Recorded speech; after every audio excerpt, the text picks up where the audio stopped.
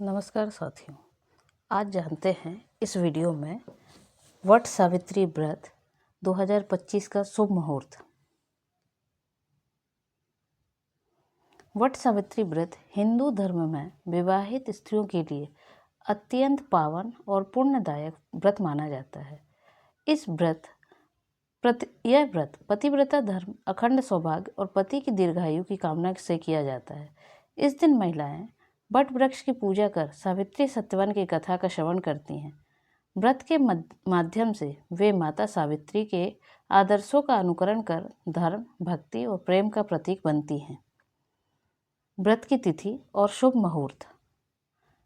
वट सावित्री व्रत 2025 में 26 या 27 मई सोमवार या मंगलवार को मनाया जाएगा। यह व्रत ज्येष्ठ मास की अमावस्या तिथि को किया जाता है।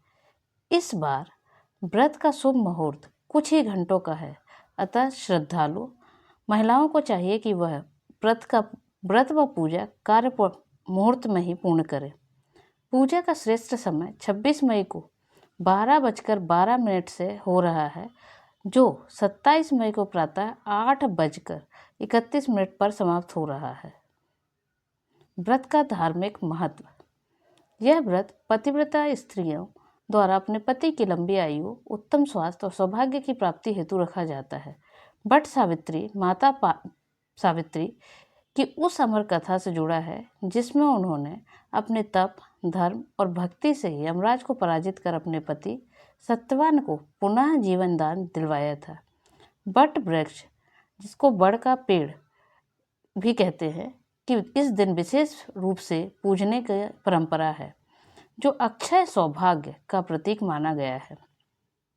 वट की पूजा विधि। प्रातः स्नान करके स्वच्छ वस्त्र पहने और व्रत का संकल्प लें। वट वृक्ष के समीप जाकर लाल चुनरी, सिंदूर, रोली, मौली, जल, फल, फूल, कच्चा दूध और पंचामृत आदि पूजन सामग्री लेकर पूजा करें।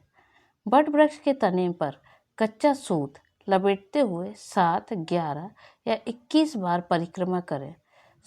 सावित्री सत्यवान की कथा का श्रवण करें। ब्राह्मण को दान दक्षिणा देने के बाद व्रत का समापन करें। चलिए जानते हैं इससे जुड़े जरूरी नियम व सावधानियां। व्रतधारी स्त्रियां इस दिन उपवास रखती हैं और संध्या के बाद ही फलाहार या भोजन करती हैं। किसी भी प्रकार का झूठ, छल या अपवित्र कार्य वर्जित होता है। मन, वचन या कर्म से पवित्रता बनाए रखना आवश्यक है। व्रत के पुण्य लाभ। इस व्रत से स्त्रियों को अखंड सौभाग्य, सुख, समृद्धि और संतान सुख की प्राप्ति होती है। पति की आयु वृद्धि और पारिवारिक सुख शांति के लिए यह व्रत अत्यंत फलदायी है।